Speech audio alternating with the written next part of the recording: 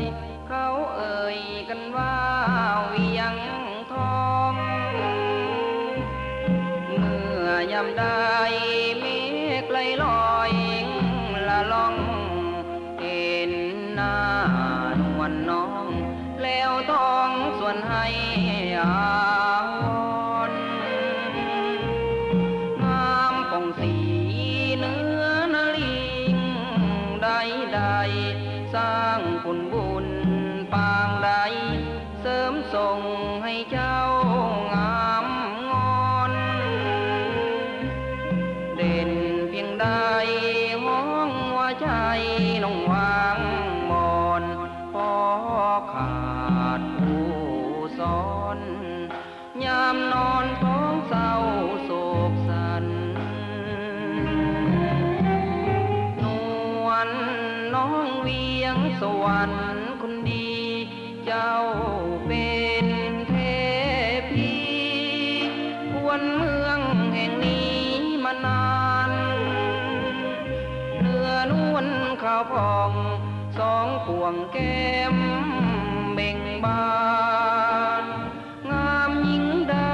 มาป่านยิ้มหวานละลื่นซื่นใจเวียงสวรรค์ปันเจ้าให้งามเด่นแม้นใส่ได้เห็น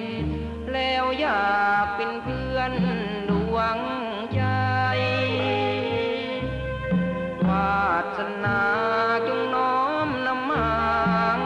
เคียงไกลสมดังดวงใจไฟฝันฮักนางแน่นอน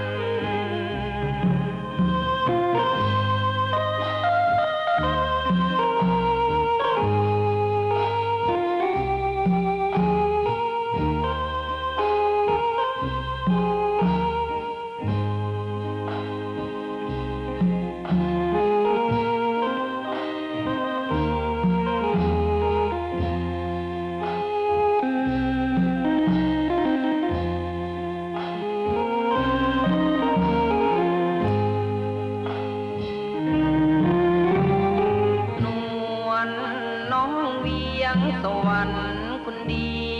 เจ้าเป็นเทพีควรเมืองแห่งนี้มานานเนื้อนวลขาวผ่องสองพวงแก้ม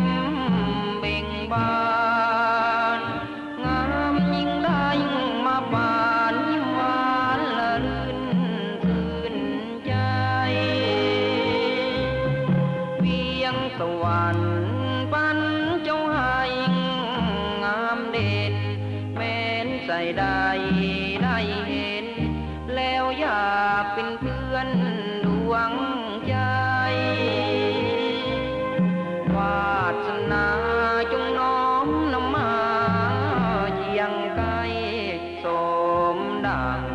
ดวงใจไฟฝันฮักนา